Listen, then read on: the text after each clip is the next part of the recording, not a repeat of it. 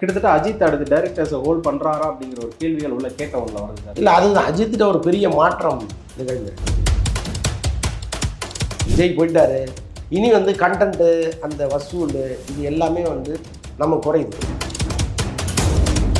வருஷத்துக்கு 4 படம் நான் பண்ணுறேன்னு வந்தாருன்னு வைங்க, அதை விட சந்தோஷம் இண்டஸ்ட்ரிக்கு வேறு இருந்தார். இப்போ அண்மை காலமாக எல்லா கதையும் கேட்குறாரு, ஸ்கிரிப்டை கொடுங்கங்கிறாரு. ஸ்கிரிப்டை முழுசாக பார்த்துட்டு தான் நான் ஷூட்டிங்கே வருவேங்கிற அளவுக்கு இன்றைக்கி அவர் மாறி இருக்காருல்ல. விஜய் சேதுபதி இப்போ தானே வர்றாரு. ஆமாம், அவருக்கு டக்குன்னு ஒரு பெரிய ஆசை, புர்ஜ் கலிஃபாவில் நம்முடைய பிம்பம் வந்துச்சுன்னா. தானுவோட வாழ்க்கையை நம்ம நிறைய பேர் சொல்லி நான் கேள்விப்பட்டிருக்கேன் சார். அதிகமான ஸ்ட்ரகிள் பார்க்குறவர் நம்பி இறங்கிடுவார். அந்த அனுபவம்லாம் எவ்வளோ பெரிய அனுபவம். ரொம்ப சாதாரண நிலையிலேருந்து இவ்வளோ பெரிய இடத்துக்கு எத்தனை கோடிகள், வட்டியே மாதம் கோடிக்கணக்கில் கட்டிட்டு என்ன இருந்தாலும் நம்ம ஜெயிச்சிருவோம் அப்படிங்கிற அந்த கட்ஸ் இருக்குல்ல, அது எல்லாருக்குமே வராது. வாடிவாசலே இவ்வளோ வருஷம் ஆகி போச்சுல்ல, அவர் அதை பற்றி ஒரு பக்கம் வட்டி போகட்டும் பார்த்துக்கலாங்கிற அந்த தைரியம் இருக்குல்ல, அதுதான். ஒரு காலத்தில் அவர் அவ்வளவு டார்ச்சர் இருக்குது. சிம்புனாலே அலறுகிற காலம் வந்துடுச்சு. அன்றைக்கி சிம்பு வச்சு படம் பண்ணுறதுக்கு யாருமே தயாராக இல்லை. சிம்புக்கு ஃபைனான்ஸ் கொடுக்கவே ஆள் கிடையாது. எப்போ தாங்க கல்யாணம் பண்ண போறீங்க, எப்படி இருந்தால் என்ன அர்த்தம், ஏன் பேச்சுலராகவே இருக்கீங்க? நான் பேச்சுலராக இருக்கீங்கன்னா யாருமே உங்கள்கிட்ட சொல்லுவீங்க, நான் குடும்பஸ்தனாக தான் இருக்கேன், கல்யாணம் பண்ணல, அதுக்கு என்ன போகிறோம்.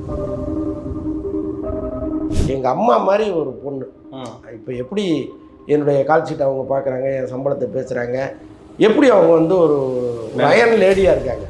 ஸோ அந்த மாதிரி ஒரு பொண்ணு எனக்கு கிடைச்சா நிச்சயமாக நான் கல்யாணம் பண்ணிப்பேன்.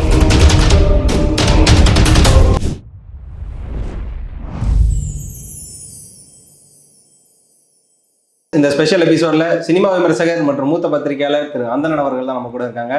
சார் வணக்கம் சார். வணக்கம். எப்படி இருக்கீங்க? சிறப்பாக இருக்கேன். நம்ம சார் லாஸ்ட்டாக நிறைய இன்டர்வியூவில் ஒரு விஷயம் பேசியிருப்போம், டைரக்டர்ஸ் ஹோல்ட் பண்ணுறது. ஒரு படம் பண்ணிட்டு இருக்கும்போது அடுத்து ஒரு 2 டைரக்டர்ஸ்க்கு கால் ஷீட் கொடுத்து ஹோல்ட் பண்ணி வச்சுக்கிறது, நீங்கள் இருங்கன்னு சொல்லிட்டு அதுக்கப்புறம் வேறு கமிட்மெண்ட்ஸ் கொடுத்து அந்த டைரக்டர் கடைசி வரை சுத்தல்லே இருப்பாங்க. கிட்டத்தட்ட அஜித் அடுத்து டைரக்டர்ஸை ஹோல்ட் பண்ணுறாரா அப்படிங்கிற ஒரு கேள்விகள் உள்ள கேட்ட உள்ள வருது சார். காரணம் என்ன அப்படின்னா, ஒரு பக்கம் அவர் குட் பேட் அக்லி பண்ணுறாரு, சிறுத்தை சிவாகிட்டையும் பேச்சுவார்த்தை போயிருக்கு, அதுக்கப்புறம் பார்த்தீங்கன்னா மோகன் ராஜா கிட்ட போயிருக்கு, இதை தாண்டி இப்போ சங்கர்கிட்டையும் பேச்சுவார்த்தைகள் போகிறதாகவும் ஒரு விஷயங்கள் இருக்குது. இதை தாண்டி வேறு சில நபர்கள்ட்டையும் அஜித் அவர்கள் தரப்புலேருந்தே காலெல்லாம் பண்ணி பேச மாதிரியான விஷயங்கள்லாம் வந்துட்டு இருக்கு சார். இல்லை, அதுதான் அஜித்திட்ட ஒரு பெரிய மாற்றம் நிகழ்ந்திருக்கு, அதை நம்ம ஒத்துக்கணும். ஓகே, எப்போவுமே கொஞ்சம் லேசியாக இருப்பார் படம் பண்ணுற விஷயத்தில். அவருக்கு என்னென்னா இந்த வேர்ல்டு டூரு, பைக்கு ரேஸ், இதில் ரொம்ப கான்சன்ட்ரேட் பண்ணுவார். இப்போ அவர் அதை கொஞ்சம் குறைச்சிருக்காருன்னு நினைக்கிறேன். ஏன்னா அவர் இந்த டைரக்டர்களை அவராக ஃபோன் பண்ணி பேசுகிற விஷயத்தை பார்க்கும்பொழுது பைக் அப்படி ஓரமாக நிறுத்தி பூட்டிட்டாரோங்கிற மாதிரி நமக்கு தோணுது. நல்ல விஷயந்தான். ஏன்னா இப்போ இண்டஸ்ட்ரியில் பல பேர் திகைச்சு போயிருக்காங்க. விஜய் போயிட்டாரு, இனி கண்டென்ட்டு, அந்த வசூல், இது எல்லாமே நம்ம குறையுது. ஒரு பெரிய நடிகர் வருஷத்துக்கு 2 ரிலீஸ் டேட்டு, கோடியாக பணம் மழை, இது இல்லாமல் போச்சுன்னா என்ன பண்ணுவாங்க அவங்க? அப்போது அதை 4ஆக மாற்றுறாரு ஒருத்தர், அஜித் மாதிரி ஒருத்தர். அவர் 2 கொடுத்துக்கிட்டு இருந்தவரை சேர்த்து வருஷத்துக்கு 4 படம் நான் பண்ணுறேன்னு வந்தாருன்னு வைங்களேன், அதை விட சந்தோஷம் இண்டஸ்ட்ரிக்கு வேறு இருந்தார். ஒரு பெரிய மணி ரொட்டேஷன் தானே. அவர் அளவுக்கு இங்கே பிஸ்னஸுக்கு அவர் வந்துடுவார். ஏன்னா அவர் போகிற வேகம் இருக்குல்ல, அஜித் வேகம் சரியாக இருக்குது. இன்னொன்று டைரக்டரில் சரியாக தேர்வு பண்ணுறாரு. இப்போ மோகன் ராஜாட்டையும் சங்கர்கிட்டையும் அவர் பேசுகிறாருன்னா அந்த டைரக்டர் தேர்வுங்கிறது அவருக்குள்ளே வந்துருச்சுன்னு தானே அர்த்தம். மோகன் ராஜா பெஸ்ட்டு டைரக்டர். கண்டிப்பாக சார். ஏன்னா தனி ஒரு மாதிரியான ஒரு படங்கள்லாம். ஆமாம், அவரும் பிஸியாக இருக்கார். ஏன்னா ஒரு பக்கம் சிரஞ்சீவி படம் பண்ணுறாரு, அவரு கொஞ்சம் ஒரு பக்கம் போயிட்டுருக்கு. பட் இவர் சொல்கிற டயத்துக்கு வருவாராங்கிறதெல்லாம் தெரியல. பட் இருந்தாலும் லைனப்பில் பேசிகிட்டு இருக்காங்கல்ல, அது பெரிய விஷயம். ஆனால் ஒரு கவலைகளும் இருக்கே சார். இப்போ மேலே இருக்கக்கூடிய இந்த 4 பெரிய நடிகர்களுமே டைரக்டரோட ஸ்கிரிப்டில் இறங்குறது அப்படிங்கிற ஒரு விஷயம் இருக்குது. அது ஒரு பக்கம் ரஜினி காலகாலமாக பண்ணிருப்பார், அதான் ஷூட்டுக்கு முன்னாடியே பண்ணிடுவார். கமல் அவர்கள் டெய்லி பண்ணுவார், விஜய் அவர்களும் அப்பப்போ சீக்வன்ஸில் பண்ணுவாருன்றப்போ அஜித்தும் அதெல்லாம் பண்ணுவாருங்கிற ஒரு விஷயம்லாம் இருக்கே சார். அதெல்லாம் இப்போ தான் பண்ண ஆரம்பிச்சிருக்கு. முன்னெல்லாம் நீங்கள் அவரை வச்சு படம் பண்ண பழைய டைரக்டர்கள் பேட்டிலாம் நீங்கள் சாய் சித்ராவில் போய் பாருங்கள், எல்லாருமே சொல்லி வச்ச மாதிரி ஒரு தகவலை சொல்லுவாங்க. கதை சொல்லட்டுமா சார்னு கேட்பேன், அதெல்லாம் வேண்டாம் அப்படின்ட்டுவார் அப்படின்னு சொல்கிறாங்க. ஏன் அப்படின்னா, நீங்களே என்கிட்ட வரும்பொழுது ஒரு நல்ல கதையோட ஒரு பெரிய கனவோட தான் வருவீங்க, எப்படியா ஜெயிக்கணும்னு. இப்போ நான் கேட்டு என்ன பண்ண போகிறேன், உங்களுக்கு அந்த கனவும் வேகமும் இருந்ததுன்னா போதும்னு சொல்லிவிடுவார் அப்படின்னு சொல்கிறாங்க. அப்போ இது வரைக்கும் அவர் அப்படி தான் நடிச்சிட்டு இருந்திருக்கிறார். இப்போ அண்மை காலமாக எல்லா கதையும் கேட்குறாரு, ஸ்கிரிப்டை கொடுங்கங்கிறாரு. ஸ்கிரிப்டை முழுசாக பார்த்துட்டு தான் நான் ஷூட்டிங்கே வருவேங்கிற அளவுக்கு இன்றைக்கி அவர் மாறி இருக்காருல்ல, அது பெரிய விஷயம் தானே. இப்போ சார் விஜய் அவர்களுமே வந்து கதையில் அதிகமாக கதை இலாக்காக்குள்ளே உட்கார்றதெல்லாம் ஒரு தவறான விஷயமா தானே சார் பார்க்கப்படுது? இல்லைங்க, இங்கே வந்து டோட்டலாக கதையை மாற்றுறது தான் பிரச்சனை. நீங்கள் உட்காந்து கருத்து சொல்கிறது தப்பு கிடையாது. இப்போ அவங்க வந்து இந்த இடத்துக்கு வர்றதுக்கு எவ்வளோ பாடுபட்டுருப்பாங்கங்கிறது அவங்களுக்கு தான் தெரியும். இப்போ எங்கேயாவது ஒரு இடத்துல சறுக்கி விட்டுருச்சுன்னா நம்மளுக்கு மரமரன்னு எடுத்துகிட்டு வந்து கீழே விட்டுருவாங்க. கண்டிப்பாக சார். ஏன்னா எப்படா வந்தது, ஆமாம், எப்படா விழுவார் அப்படிங்கிற மாதிரியே இருப்பாங்க. அப்போ இங்கே ரொம்ப கவனம் தேவைப்படுது. எங்கேயாவது ஒரு இடத்துல டைரக்டர் மிஸ் பண்ணாருன்னா, சார் இந்த இடத்த கவனிச்சிங்க, இது பாருங்க அப்படின்னு சொல்கிறதுக்கான உரிமை எல்லா ஹீரோவுக்குமே இருக்குது. அது அதிகப்படியாக போகும்போது தான் தலையீடுன்னு நம்ம சொல்கிறோம். கருத்து சொல்கிறதுல தப்பே கிடையாது. Okay sir. இந்த மாதிரியான விஷயங்கள்லாம் நம்ம கோலிவுட் டவுனில் ஒரு பக்கம் பேசிகிட்டு இருக்கும்போது இந்த ப்ரொடியூசர்ஸ் அப்படிங்கிற ஒரு விஷயம் இருக்குது. அப்போ பார்த்தீங்கன்னா விஜய் சேதுபதியால் மறுபடியும் ப்ரொடியூசர்ஸ் வந்து அப்செட்டில் இருக்காங்களா அப்படிங்கிற ஒரு விஷயம் இன்றைக்கி நான் ஒரு குவிஸில் படித்தேன். என்ன அப்படின்னா, அந்த மகாராஜா படத்துக்கு அவர் ப்ரொமோஷனில் இறங்கின விதங்கள், அதில் தன்னோட சம்பளத்திலேருந்து கூட அவர் கொடுக்கல, அவர் வந்து ப்ரொடியூசர் தலையில் அந்த பில்லை கட்டுறாங்கிற மாதிரியான விஷயங்கள்லாம் பேசுகிறாங்களே சார். இது வந்து நடக்குங்க. இது இன்றைக்கி நேற்று நடக்கலை, நீண்ட காலமாக இங்கே நடந்துகிட்டே இருக்குது. இப்போ ஆளவந்தான் படத்துக்கெல்லாம் படமே முடிச்சுட்டு வந்துட்டாங்க. வந்த பிறகு தானுவுக்கு ஒரு பெரிய செலவு வைக்கணும்னு கமல் முடிவு பண்ணி ஒரு பெரிய பூஜை போடுங்க நேரு ஸ்டேடியத்துலன்ட்டு. சரி, நேரு ஸ்டேடியத்தில் பெரிய பூஜை போட்டாங்க படத்துக்கு. அவ்வளோ பெரிய செலவு பண்ணி. உலகம் கடவுள் நம்பிக்கை இல்லாதவர்.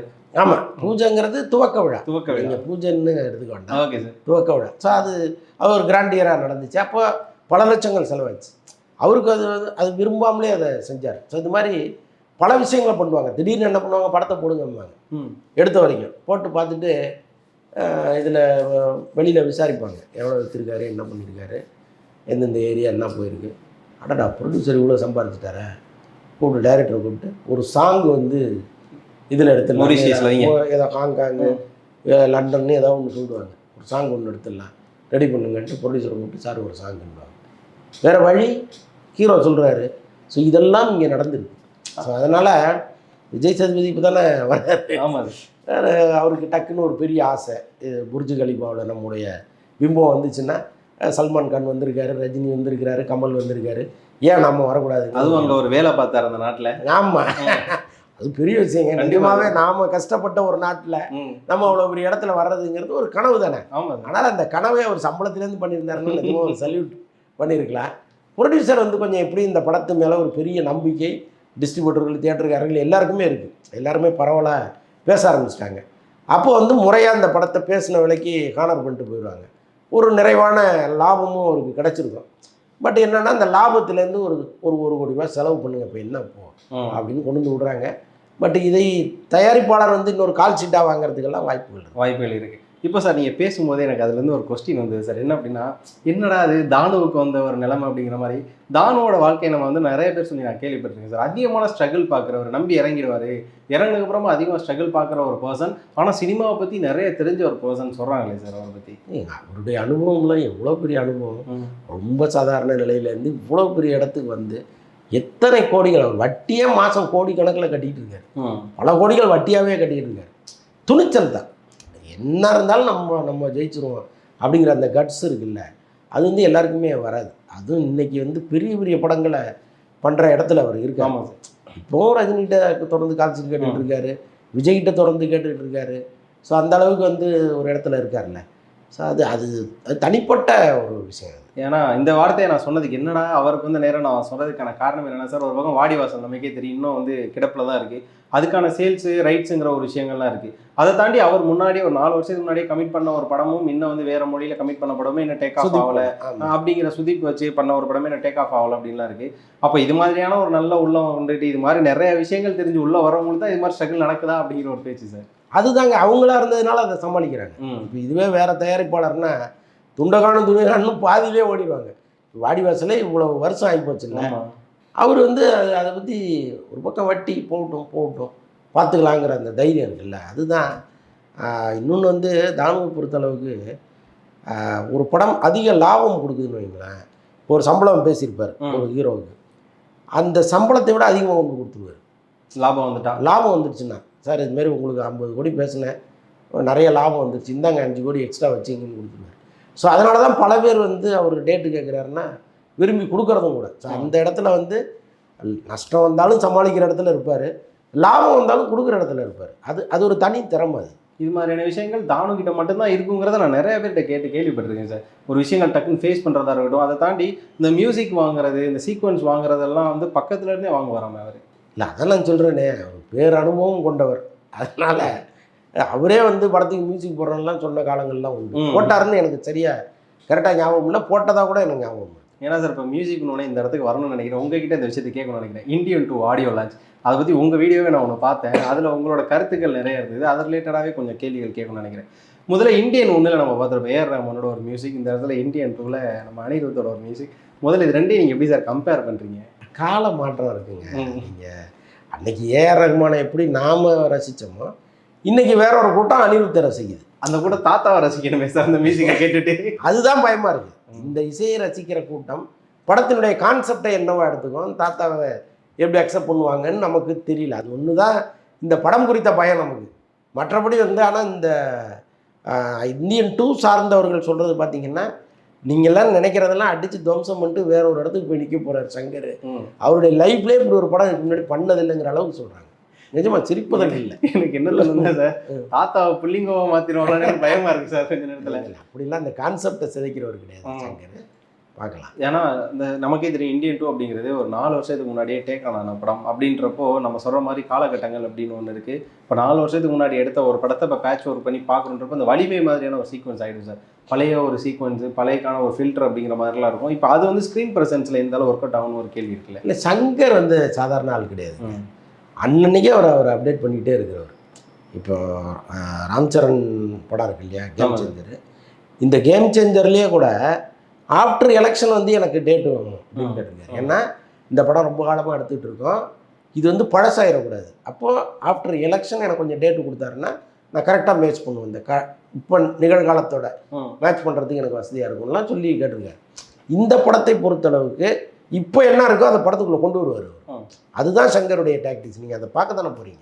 எப்படி நம்ம வந்து விஜய் இல்லாத ஒரு இடத்த அஜித் கிராக் பண்ண ஒரு பக்கம் ஓடிட்டு இருக்காரு, இந்த இடம் வந்து அஜித்துக்கு ரொம்ப யூஸ்ஃபுல்லாக இருக்கும்னு நினைக்கிறோமோ, இப்போ வந்து கரெக்டாக சிம்புக்கு ஆப்போசிட்டாக இருக்கக்கூடிய தனுஷோட இடமும் கொஞ்சம் கேப்பில் தான் சார் இருக்கும். அது எப்படி பார்த்தீங்கன்னா, ஒரு பக்கம் ஆக்டரும் சரி, அவர் டைரக்ட் பண்ணுறதுனாலே ரொம்ப ஸ்பேஸ் ஃப்ரீயாக இருக்குது. அவர் வேறு ஜேர்னர் போயிட்டாருன்றப்போ எஸ்டிஆருக்கு இது ஒரு நல்ல ஒரு ஸ்பேஸ் தான். ஆனால் அவர் வந்து அதை சரியாக யூஸ் பண்ணிக்க மாட்டேங்கிறாரோ அப்படிங்கிற கேள்விகள் அவரோட ஃபேன்ஸ்லேருந்தே இப்போ இருக்குது சார் அதிகமாக. இல்லை, எல்லாமே கால சூழல் தாங்க. அவரு சரியா இல்லாமல் டைரக்டர்களையும் ப்ரொடியூசர்களையும் சாவடிச்சுட்டு இருந்த காலத்தில் அவரை தேடி எல்லாம் ஓடிட்டு இருந்தாங்க. ஆமாம், இன்னைக்கு அவரு சரியாயிட்டாரு, இவங்க சரியா இல்லை, இவங்க அவரை பார்த்து விடுறாரு. ஆமாம், இவங்க அந்த பிரச்சனை இந்த பிரச்சனை படத்தை குறித்த நேரத்தில் ஆரம்பிக்க மாட்டேங்கிறாங்க. பல பிரச்சனைகள் இருக்கு. இப்போ அவரு சரியாயிட்டாரு. அதனால இந்த ரெண்டும் சேர்ந்து வரணும். எப்பவுமே எல்லாமே சேர்ந்து வர்றது தானே நல்ல வெற்றி. ஆமாம் சார். ஆமாம். ஏன்னா சிம்பு அப்படின்னு சொன்னாலே ஒரு காலத்தில் கால் ஷீட்டு வந்து கொடுக்குறதுல பிரச்சனை, கொடுத்துட்டு நடிக்க வர்றதுல பிரச்சனை அப்படின்வாங்க. இப்போயுமே வந்து அதில் கொஞ்சம் கொஞ்சம் விஷயங்கள் உண்மை தான் அப்படின்லாம் பேசிட்டு இருக்காங்களே சார். கொஞ்சம் இல்லை, எல்லாமே உண்மை.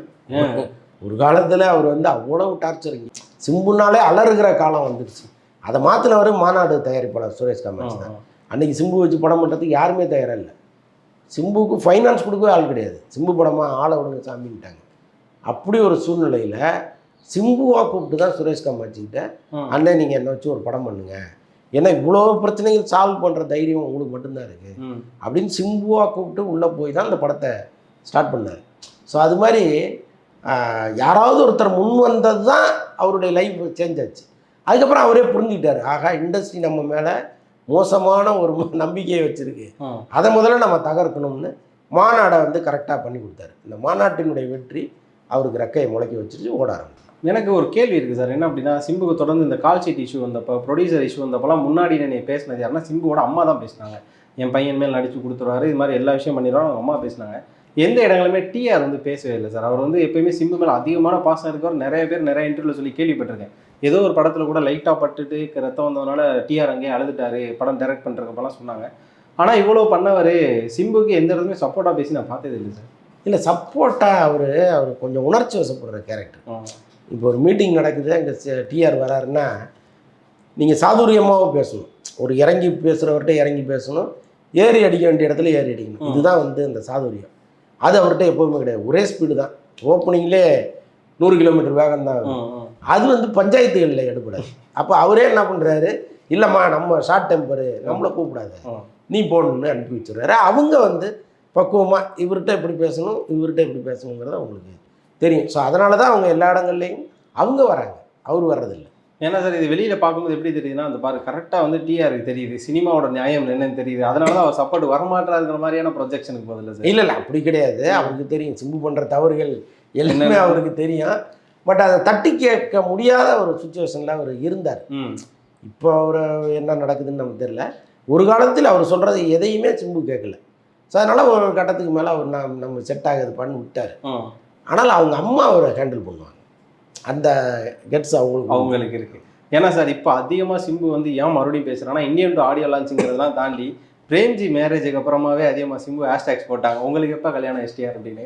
அவரோட ஒரு கேங் ஆஃப் செட் இருக்குங்க சார், அந்த மகத்தா இருக்கட்டும், பிரேம்ஜியாக இருக்கட்டும், அந்த ஒரு டீம் கூட எப்பயுமே அட்டாச்சாக இருப்பார். பட் மகத்துமே ஒரு 2-3 வருஷத்துக்கு முன்னாடி கல்யாணம் பண்ணிட்டார்.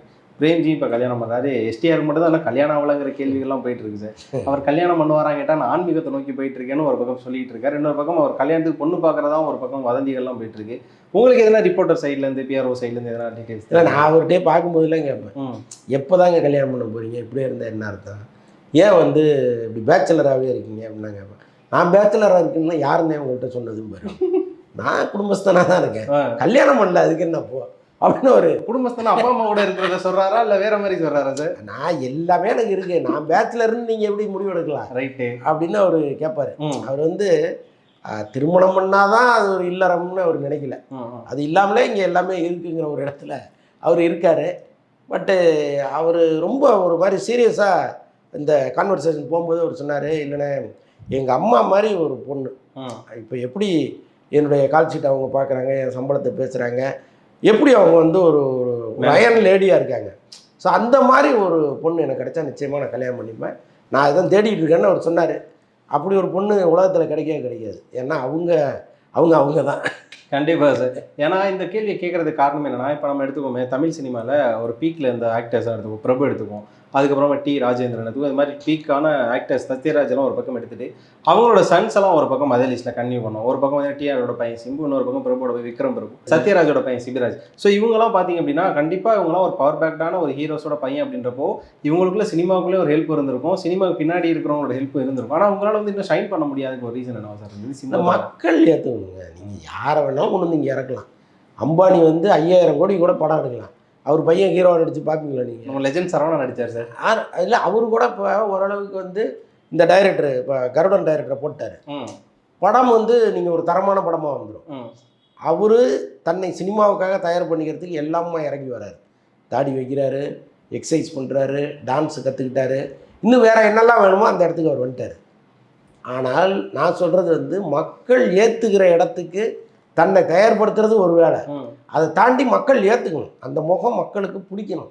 இன்றைக்கி பல பேர் வந்து மக்களுக்கு பிடிக்காமல் பெரிய இடத்து பிள்ளைகள்லாம் ஒன்றுமே இல்லாமல் போயிருக்காங்க. ஆனால் சிம்பு எல்லாருக்கும் பிடிச்சிருக்கு, அந்த இடத்துக்கு அவர் வந்துட்டார். இதுக்கப்புறம் அவர் கையில் தான் இருக்குது அவருடைய வாழ்க்கை. இப்போ நீங்கள் நாளைய சூப்பர் ஸ்டார் அப்படின்னு நீங்கள் ஒரு லிஸ்ட்டு இன்றைக்கி எடுத்தீங்கன்னா தனுஷ் இருக்கார், சிம்பு இருக்கார், இந்த மாதிரி கொஞ்சம் பேர் தான் நம்ம சொல்ல முடியும். இவங்க லாங்கில் டைம் வருவாங்க, இவங்களால இன்னொரு 10 வருஷம் கழிச்சு இன்றைக்கி ரஜினி எப்படி இருந்தாரோ, விஜய் எப்படி இருக்காரோ, அந்த இடத்துக்கு இவங்க வருவாங்கன்னு நம்ம கணிக்கிற சில பேர் இருக்காங்கல்ல, அது வந்து அவங்களுடைய திறமை மூலமாக, மக்களுடைய நம்பிக்கை மூலமாக நமக்கு தெரிஞ்சிடும்.